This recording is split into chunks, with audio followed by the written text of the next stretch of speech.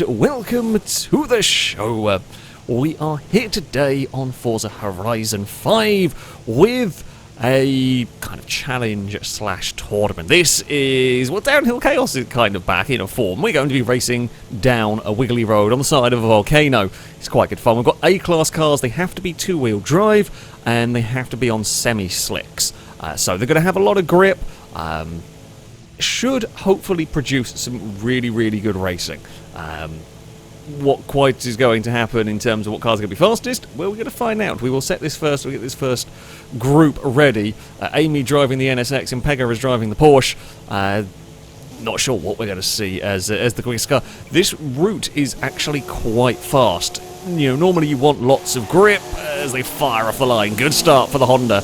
It is going to get to the lead of the race. Normally with the hill climb stuff we've done in the past, or downhill stuff, you've just wanted crazy amounts of grip. And you still do, of course, because, well, there's a lot of corners and twisty turny bits, but there are some straight speeds. Will get up to the 140, 150 mile an hour mark down this route. So, yeah, your build's going to be an interesting one. Honda continues to lead the way from the Porsche. Now, you don't want to put too much of the car on the dirt. You'll be in all sorts of trouble through there. I mean, the drone can just about keep up with these in terms of a top speed as we sweep through these next corners. A lot of these corners are you only need a tiny tap on the brakes to get the car turning. Here's a little bit of a tougher corner. The Honda one's wide, is up into the wall, it brushes the barrier, it's going to lose some momentum coming down this next section. And Pegasus to the inside of the Porsche is going to try and get the pass completed. Can't quite get it done there. They're going to be side by side. No, the Porsche doesn't have the straight line speed to outrun the NSX. The Honda gets away with it just through all of that.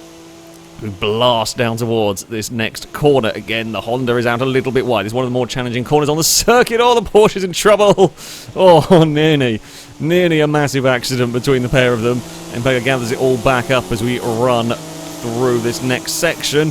Cars howl underneath the drone. Now we've got a very fast sort of switchback part coming out. You mess up one of these corners, you're in a lot of trouble because it's really difficult to kind of recover if you end up understeering or get a snap oversteer through here. However, both are through nicely and the NSX is just extending its lead a little bit. It's not by much, and any little mistake here could potentially be punished as we swing through this next corner. Porsche is still right there. The final section is tricky. This one, it's kind of slower than a lot of the corners previous. Understeer from the Porsche. It's Pega's tried everything there, but I don't think he's going to quite be close enough. The Honda's run wide. Porsche's run even wider. It's on the grass. It almost fell off the cliff through there. The Honda claims victory. It's a good battle. It was a great battle between the pair of them there. The Honda is through to the next round. Porsche very nearly ended up in some trees through all of that, but we have a victor. The NSX is in to the next round. We are on to the second of the heats. It is Battle of the German cars. We have a Porsche with a wide body kit. It's got some big tyres on that. We have a BMW. No aero on the M3. It's a curious choice. It will have higher top speed, but it might struggle with some grip in the corners. We will have to wait and see how that all plays out. Good launch from the 911. Of course, the advantage the Porsche will have is it is going to get the initial jump very, very well from that. Rear-engine car will have good traction off the line. You see, the M3's got some straight-line speed about it. If it can carry that momentum through the corners, that will be good. The Porsche might struggle to live with that, but the BMW's got to be close enough when it comes to the sort of straight line speed sections, and that's the BMW just about gets away. Playing it risky with the dirt. You don't really want to be on that dirt line if you can help it. Now through this next corner, we might see some cars getting big slides over this crest, although because everything's on semi-slicks, a lot of these cars are pretty well stuck to the road. There goes the Porsche on the way past. Now the BMW has just lost a little bit of ground here. I think turned in a little bit too soon into that sort of blind left-hander, but it will reel in the Porsche down this straight. We've seen how quick that M3 is. In fact, it's faster than the drone down here. The drone struggles a little bit on these longer straights. It's just how it is, how it's going to be for this start of racing. And BMW's definitely closed that gap in as we head around this next corner.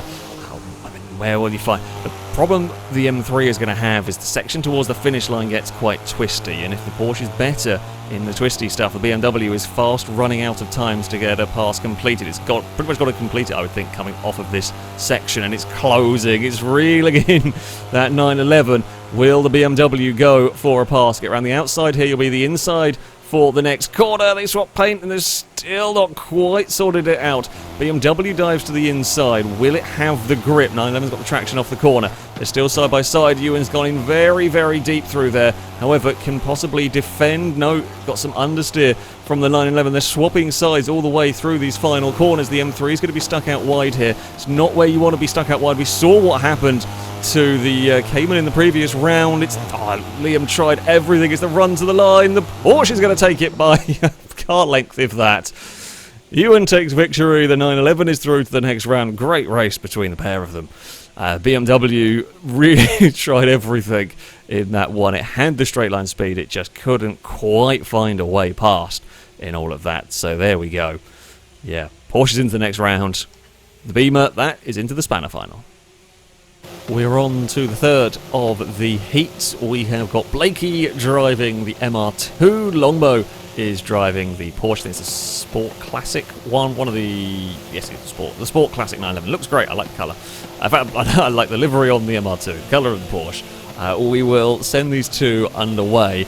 The MR2 may potentially be a little bit twitchy to drive. Is always the risk, of course, with that kind of car. The 911 should be fast off the line, as we saw in the previous one. They both launch. The Porsche is very, very close, actually, between them. The 911 just inches ahead, can get across in front. In fact, Blakey kind of took a little bit of avoiding action, a little bit too much to the inside across the dirt there for the MR2. Of course, the MR2's mid-engine is also going to have pretty good traction off the line. They're both fighting the cars. That's the most sideways we've seen anything down here so far. Definitely the most sideways from... I wouldn't want to be... The MR2, I'd be worried if it starts sliding around. The Porsche might get away a little bit more with it. The 911 does not have Forza Aero by the looks of it. It has it on the front, might not have on the rear, although maybe it's just a very small sort of, what is it, gurney flap along the back. Might be. The MR2's very sideways. Blakey was desperately trying to find a way to get that MR2 to the inside. There was just not a Toyota-sized gap in all of that, but keeps it on the tarmac at least. Lost a little bit of ground to the Porsche. Going to have to work in trying to reel that back in, because, I mean, the good overtaking spot is down here if you've got the straight line speed to do it. You can kind of get to the inside and pass, but the MR2 is too far back. It does look like the Toyota has got a bit more speed through these corners. It's on the limit. So the second car we've seen almost off the track down there. Porsche leads. MR2 is still giving chase. The Toyota's going to have to be quick through these next couple of corners, not make any mistakes, and then...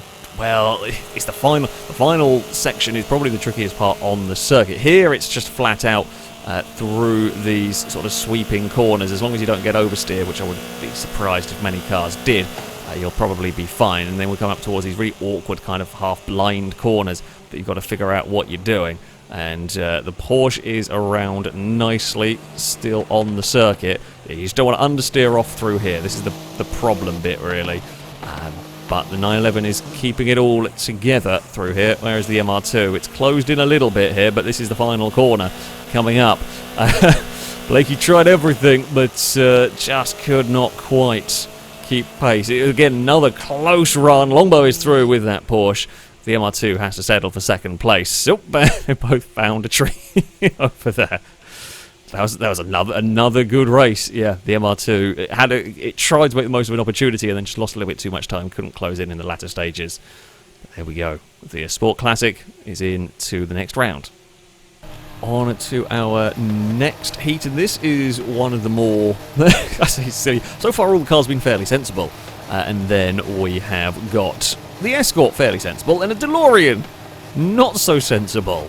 But it is rear-engined, so it has good launch in theory. Oh, I just managed to knock my microphone. and it's now trying to go up.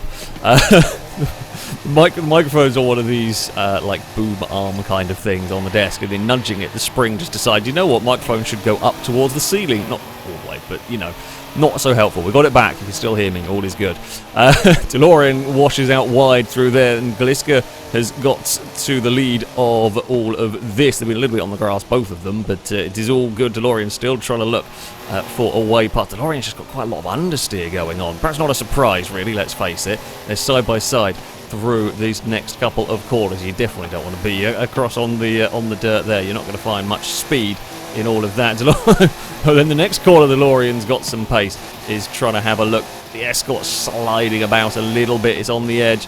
DeLorean wants to try and go to the inside. May be able to get there for the exit. There's going to be a little bit of paint swapping between the pair of them. Who is faster down the straight? That is the question. They're still side by side through here. It's absolutely neck and neck down this section. The DeLorean may... Oh, it's very close, actually, in terms of top speed. There's nothing in it. DeLorean is to the inside. They're faster than the drone. DeLorean's the inside for this corner, but if Gliska can hold it, Gliska can't. The Escort runs a little bit wide, has to kind of back out of it, although Ollie then has problems on the kind of exit of the corner. Gliska gets back underneath through this next section as they continue to run side by side. DeLorean out-accelerates the Escort just for a second, and it looks like the DeLorean might get the lead or hold the lead of the race for now. We've got the fast sweeping section to come through here. Can the Escort reel back in? It is through this, through these few corners where you're going to have a dive. You kind of want to go the outside here, then you're on the inside for the next part, but the Escort's a little too far back. So everything here's got good brakes. Everything here stops well, turns pretty well, has good traction. So that would be a far too bigger a dive for the Escort, and it can't quite do it. Through these next couple of corners, will the Ford find a way past? It's right there having a look. It's going to slide, big slide from the Escort. It dove, it was an attempt. It was an attempt unless the DeLorean gets in trouble through here, which it doesn't. It is going to be victory for the DeLorean. The Escort threw everything at it, very much everything at it. DeLorean takes victory. Wonderful race. Wonderful race between the pair of them, but yeah, the Escort just did not quite have the, let's say, the grip at the critical moment. It threw it as a little bit too much on the dirt, just lost traction, and there we go. The DeLorean is in to the next round. I am running in the next heat. I've gone for the R33 Nismo, although for the purists, you will hate me because it swapped it to a V8 because PI was better to run the big V8. We're up against a real wild card in this. Aaron's Buggy, it has potential to be phenomenal and potential to be the most dangerous thing in the world. It's going to out-accelerate me off the line. I'm not even that fussed about the fact it's going to beat me off the line. I will be easier to drive. Here we go. The commands are coming. At some point there's going to be... We are launched, and off goes the Buggy. The Buggy probably weighs half as much as the Nissan, which is fine. We've got to just reel in the Buggy through these corners because it's going to be twitchy. It's not going to have the stability that the Nismo has. That's the hope, at least. If it does have the stability the Nismo has, then I'm dead. There's nothing I can do about it. I'm hoping my top speed might be better than it because, well, oh god, I've got about 550 horsepower in this. It's a supercharged V8 going on in this, so it's got some serious grunt to it. Now, this is the sort of corner, these long corners. You can see the Buggy is sketchy. Buggy is very sketchy through the longer corners. It's understeering wide. The Buggy hits the railing. Now it's in trouble, potentially. Still got good acceleration once it gets released from the bloody railing. I think it is rapid. It is absolutely rapid. It might have hit its aero limit here because we are reeling it in, and we're going to go to the inside. We get the pass on the Buggy. Now, got to be careful though. It may well try and fight back. These long corners where we can excel, hopefully, and just pull the margin. It's by no stretch of the imagination done here. Any little slip up by me, and that buzzy, angry Buggy is quick, although it runs a little bit wide. That gives me a smidge more room to breathe here. We'll fly through this fast section. Don't have to lift a tool all the way down here. We have got a little bit more of a margin up to 145. In fact, we are out of gears at 145. Not that we ever really need to go much higher than that down here. I'm running Forza Aero on this car. I have gone for, although I'm running Forza Aero, however, we're actually one of the better cars down the straight, so it works for me. We are quite a heavy vehicle. Oh, don't want to go across the dirt there, because that will potentially cause that car green. Oh, I've locked it. I've locked up. Oh no, I locked up. I locked the brakes. I just tapped it too hard going into that section because I was understeering. I thought that was a quicker corner.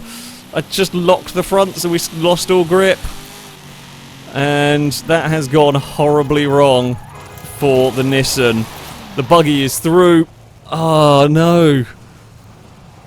And I saw we were understeering, and I just went to grab the brakes to slow it down, and that's all it took. I just locked them up, and off we went into the field.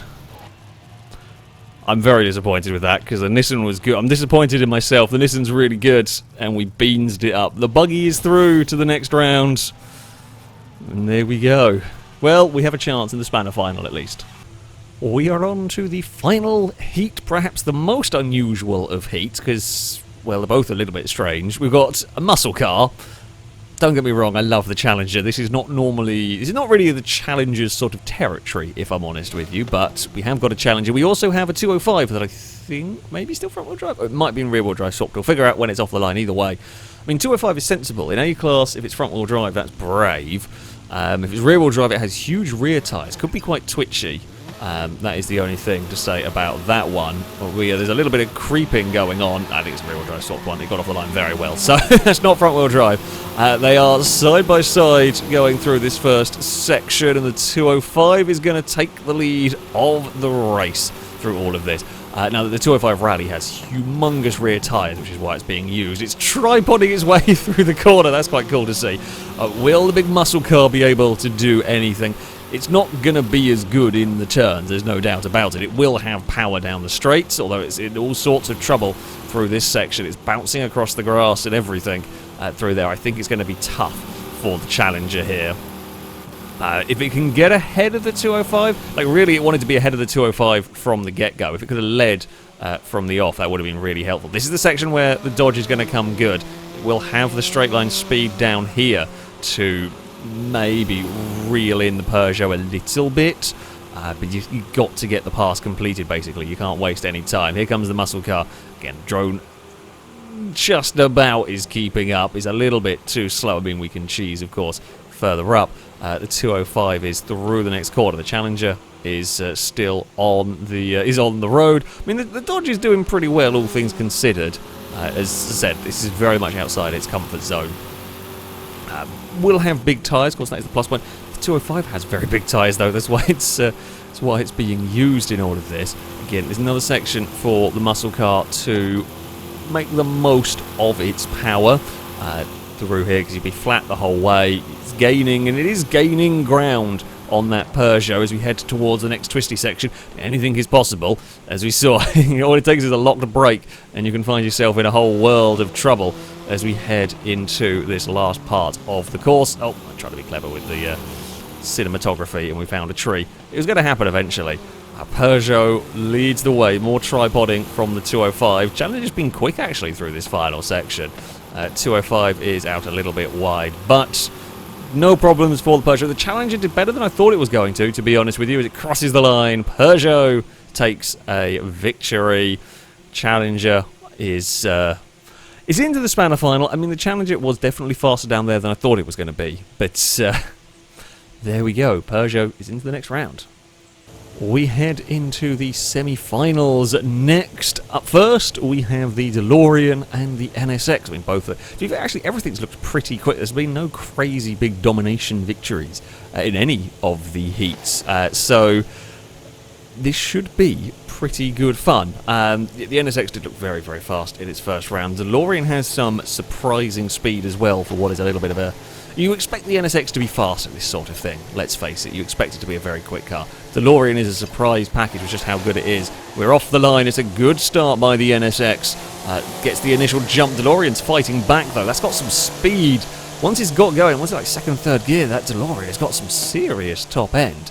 I would expect that NSX to be better through the corners, although we, of course, could be wrong. The NSX wanders a little bit wide through this first, first real turn. Okay, it's not quite gone the way that I expected, but NSX in a little bit of bother there, almost ends up out onto the grass, just about gathers it all back up through here. Now, the NSX is flat all the way through here. Ollie's in all sorts of trouble with the DeLorean, just pulls it up in time. The NSX has gone wide. NSX eats a lot of the barrier down there.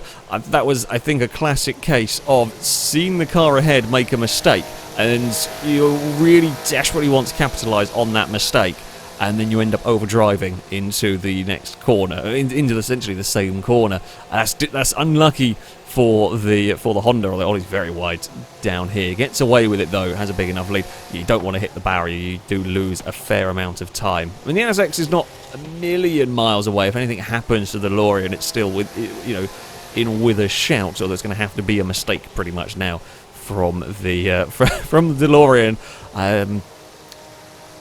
Yeah, this is what can happen with these sort of courses. All it takes is one mistake like that, and you can be in say, quite a bit of trouble. This is a fast route, and funny enough, easy to get the braking wrong with a vehicle. As DeLorean has got some sort of speed. I'm going to cut through here because I haven't got the speed in the drone quite.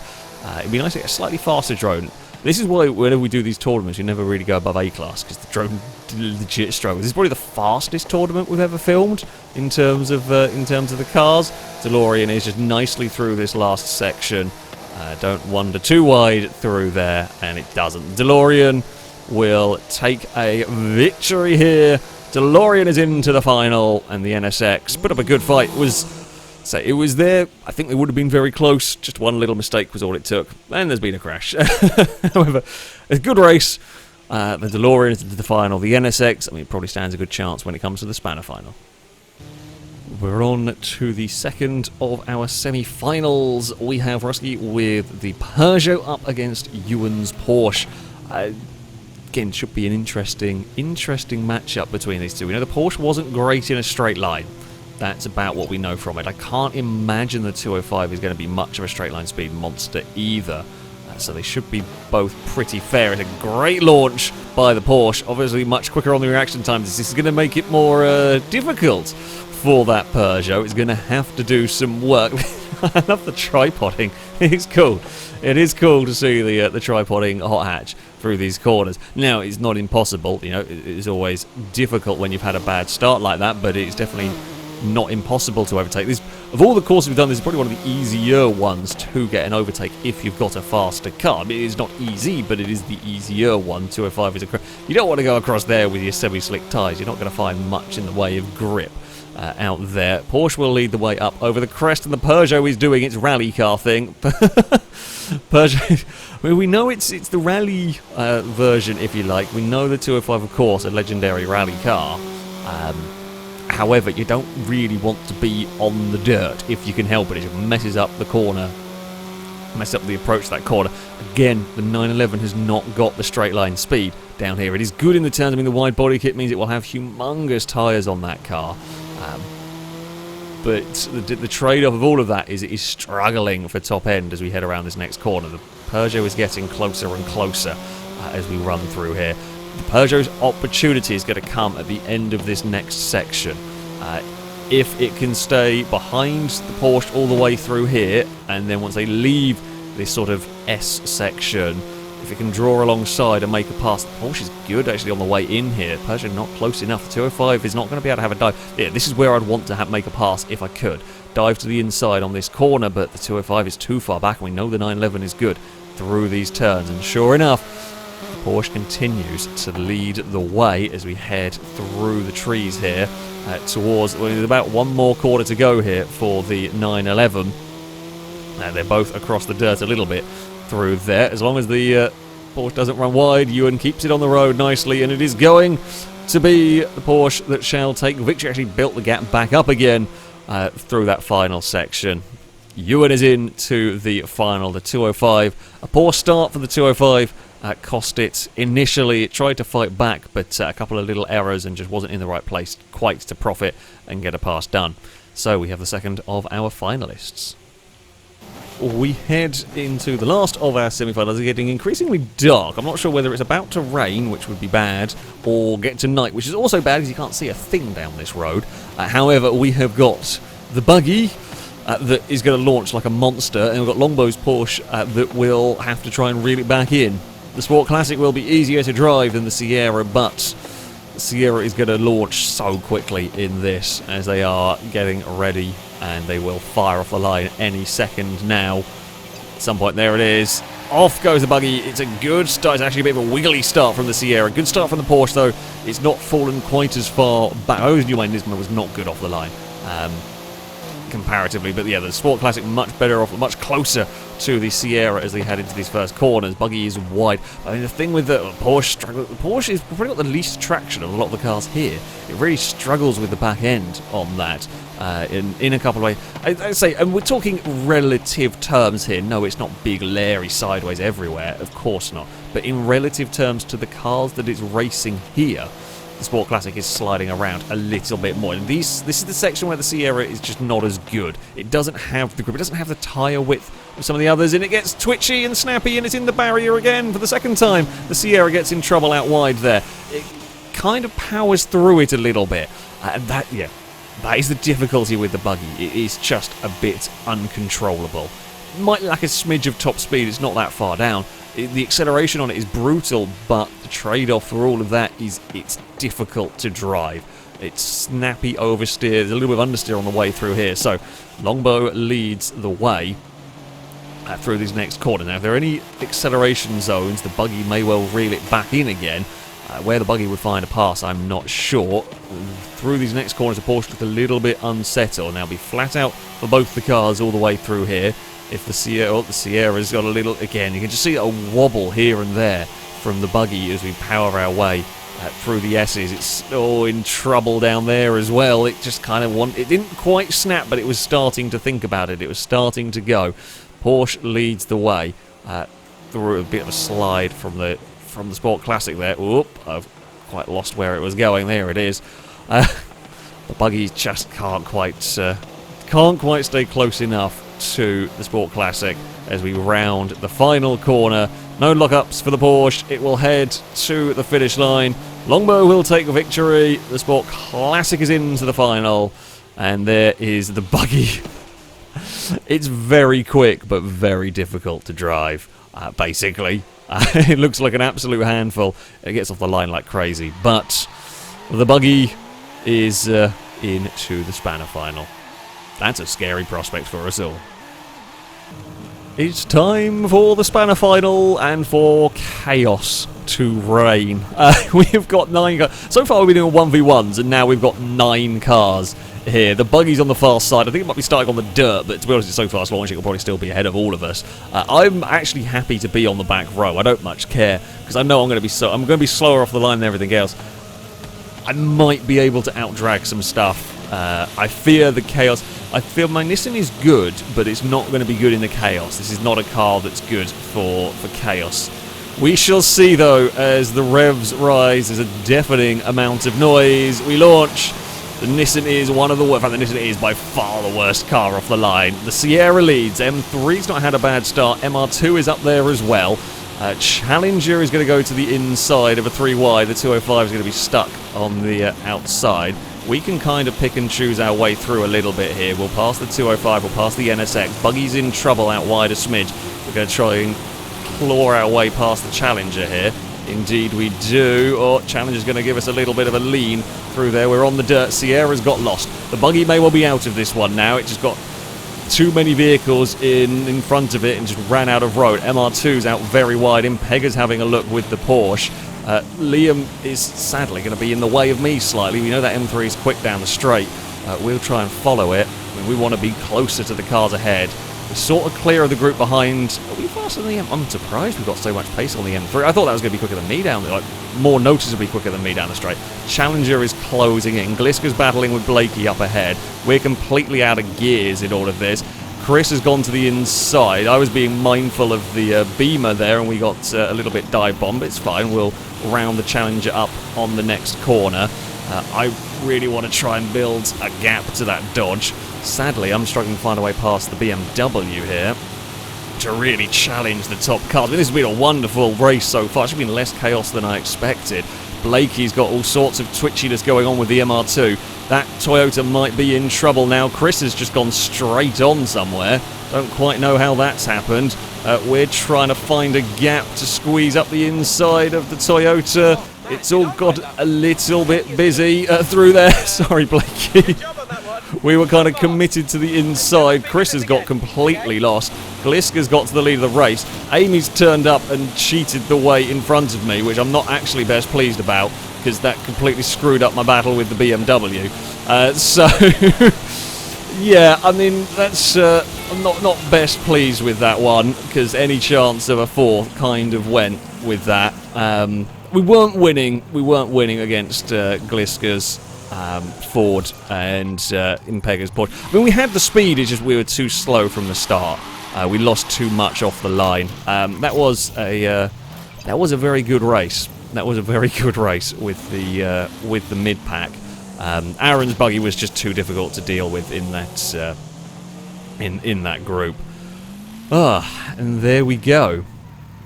Well, that went surprisingly calm in places. The skyline is good. I'm annoyed I let this car down so badly.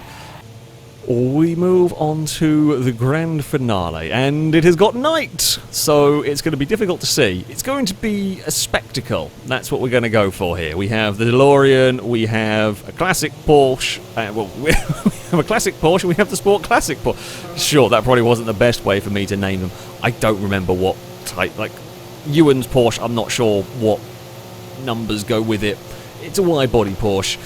Either way, I think the DeLorean might be the one to watch here, if I'm honest. I think the DeLorean could be very, very strong. But here we go. They're off and underway. Ewan will get the initial jump and will get in front of Longbow as we head through this first corner. DeLorean is going to fight back on a little bit of a wonky line. Ewan runs out wide, and it is going to be the DeLorean that takes the lead of the race into the first kind of big braking zone. Now, with the DeLorean out in front, if that has got a good power advantage, or a good power, has got maybe a straight line speed advantage over some of these cars, it might be difficult to find a way past. Ewan has got a lot of grip in that thing. Longbow's car, I think Lombard's car's maybe a little bit intermediate. It's got decent straight line speed, but it's not quite as fast as Dorian. Ewan's got a bit more grip as they head up the hill. It's very close between all three of them. Don't run wide through this corner. This is caught out of view people already.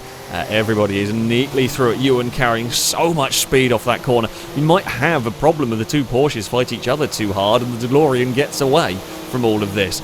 Possibly. We'll have to wait and see. I'm not sure what's going on with the lighting. There's all sorts of changes occurring. It went very yellow and now we've gone very blue all of a sudden. But never mind that as we head down this next section. You can see Ewan's car just struggling a little bit and Ewan's out wide and brushes the barrier. Loses a bit of time.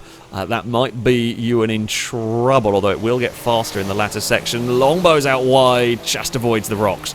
Didn't have the drone in the right place to see how close Longbow got to the rocks, but I think it was going to be bloody close in all of that.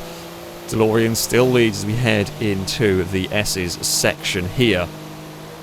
Where will Longbow look for a way past? If Longbow's close enough, you might have a dive here. This is where we mugged the MR2 in the Semifinal. The Sport Classic is close. It may well think about it. It can't quite do it. Although the DeLorean's left a little Porsche-sized gap to the inside. Ewan is not close enough to really be involved in this unless they both take each other out. Will the Sport Classic have the grip through here to find a way past it? Out of a smidge wide. We've got one more corner to go here. I don't think Longbow's going to be close enough to do anything. Ollie rounds the final corner with that DeLorean. It's not the best final corner in the world as the race towards the line is on. It's closer than I thought it was going to be, but the DeLorean takes victory. Oh, the DeLorean wins. The Sport Classic is in second. Ewan wasn't that far back, but that little mistake just wasn't able to really recover from that. So there we go.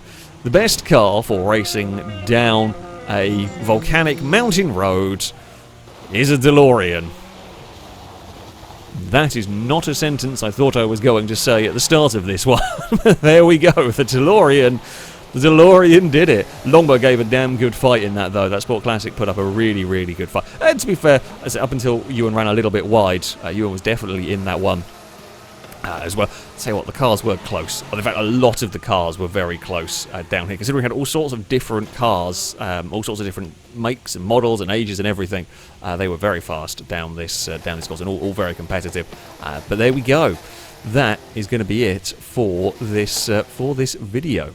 Thank you all very much for watching, and until next time, goodbye.